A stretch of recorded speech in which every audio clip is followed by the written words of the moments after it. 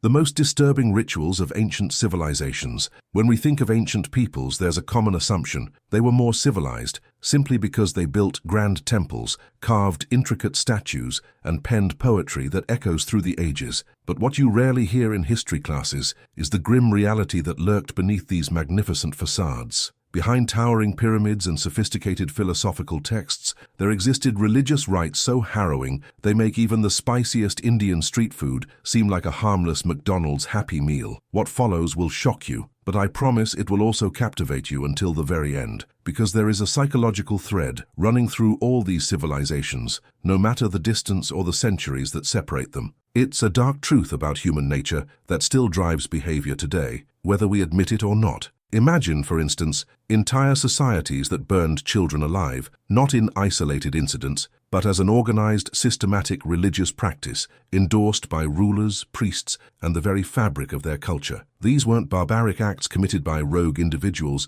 but collective horrors carried out in broad daylight, often celebrated by the populace. This shared pattern in their rituals reveals something profoundly unsettling about the human psyche, a phenomenon that explains why some of the most civilized societies were capable of the most barbaric acts. Let me take you on a journey through time, starting with the Carthaginians, whose treatment of children in their religious rites will, paradoxically, make other practices seem almost mild by comparison. The Carthaginians were no mere savages. They were sophisticated traders and mathematicians. Their sprawling trade networks reached across the Mediterranean, and their art was exquisite. Yet beneath this veneer of culture, they ran what could only be described as an industrial-scale operation of child sacrifice for over 6 centuries. Picture this. A towering bronze statue, bull-headed and menacing, its arms outstretched over a fiery furnace. Parents, some clutching their firstborn children, would approach this monument not with joy but a grim acceptance. Musicians played loudly, drowning out the shrill screams of children placed alive into the molten bronze arms, which then plunged them into the searing furnace below. Archaeological excavations at the Tophet Cemetery, in present-day Tunisia, reveal thousands of urns filled with the cremated remains of infants and children, a chilling testament to the scale of this practice. And the details are as methodical as they are horrifying. Ancient historian Diodorus Siculus describes how the statue was heated until it glowed red-hot. Children were sacrificed en masse, their burning accompanied by hymns and the music of instruments, all in honor of the god Moloch. But what's truly harrowing is the psychological torment inflicted on the parents. Showing grief or shedding tears was forbidden. To cry would invalidate the offering and anger the deity. Imagine forcing yourself to smile as your child burns alive, your anguish masked in silence. This calculated psychological cruelty was as deliberate as the physical horror itself. The Carthaginians weren't monsters devoid of reason. They were pragmatists who believed that Moloch's favor would protect their trade routes and military campaigns, and the price was their children's lives. In times of war or crisis, the sacrifices escalated, such as during the siege by Agathocles in 310 BC, when over 500 children were sacrificed in a single ceremony, hoping to turn the tide of battle. The selection of victims reveals another chilling aspect of this ritual. It was often the healthy, noble-born children who were chosen. Wealthy families vied to present the most exquisite offerings. Archaeological analysis confirms that these were not infants who died naturally, but were deliberately killed for ritual purposes. Some families even purchased children from poorer families to offer them as premium sacrifices, turning child murder into a luxury commodity. When the Romans finally razed Carthage in 146 BC, they were horrified beyond belief, and these were the people who considered gladiatorial combat entertainment. But if Carthaginian sacrifices shock you, prepare yourself for what the Aztecs did, for they turned human sacrifice into something resembling theater, an entertainment spectacle on a grand and gruesome scale. At the heart of Aztec ritual was the Templo Mayor pyramid in Tenochtitlan, where priests dragged victims up steep stone steps to an altar. With obsidian knives sharper than modern scalpels, they sliced open chests and ripped out still-beating hearts in under 30 seconds. Yet efficiency was not enough. The Aztecs transformed these sacrifices into elaborate theatrical productions designed to awe and terrify. Thousands gathered to witness these events, which they treated like sports matches, cheering as hearts were held aloft. During the festival of Shumolpili, held every 52 years, thousands were sacrificed over days, Hernán Cortés estimated that 20,000 people died in a single such festival, a number larger than many modern cities. Victims remained conscious throughout the heart extraction, intensifying the psychological impact on both the sacrificial participants and the crowd. Different gods demanded different sacrifices. For Tlaloc, the rain god, children were preferred, for their tears were believed to invoke rainfall. These children were often tortured to ensure sufficient tears, a cruel practice confirming the same psychological pattern: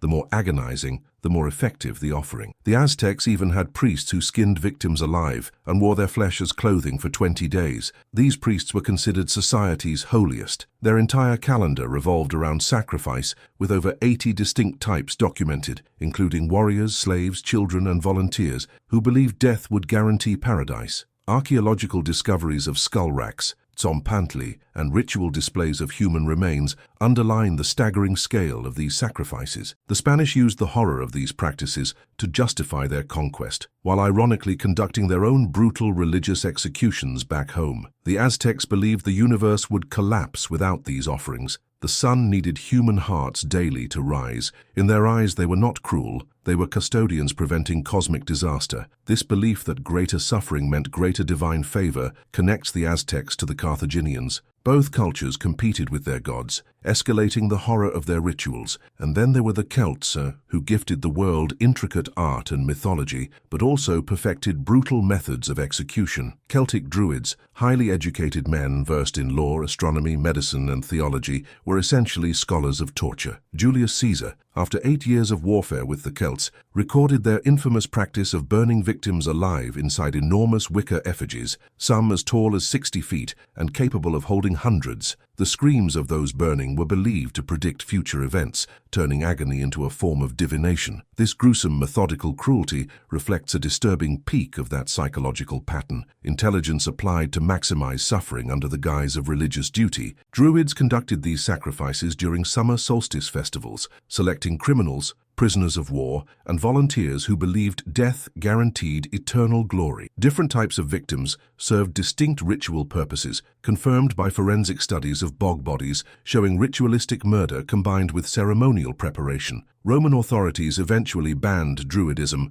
not because of squeamishness, but because such extreme violence threatened their control. When even the inventors of gladiatorial combat find your rituals excessively violent, you've crossed a line. Notably, Celtic warriors volunteered for these sacrificial fires, believing such a death conferred immortality, a cultural phenomenon where the ultimate suffering became a coveted honor. The Scythians, nomadic warriors controlling the steppes of modern Ukraine and Russia, took this psychological pattern to its grim extreme, developing a social system where being murdered was considered a promotion. Upon the death of a king, hundreds of his wives, concubines, servants, horses, and dogs were strangled or tortured to accompany him into the afterlife. Many victims volunteered, believing their death elevated their social status in the next world. Archaeological findings of burial mounds confirm the systematic nature of these rituals, with victims arranged in poses of service or embrace. Even horses buried in harnesses, ready for eternity. This reflected their belief that the afterlife mirrored earthly social structures perfectly.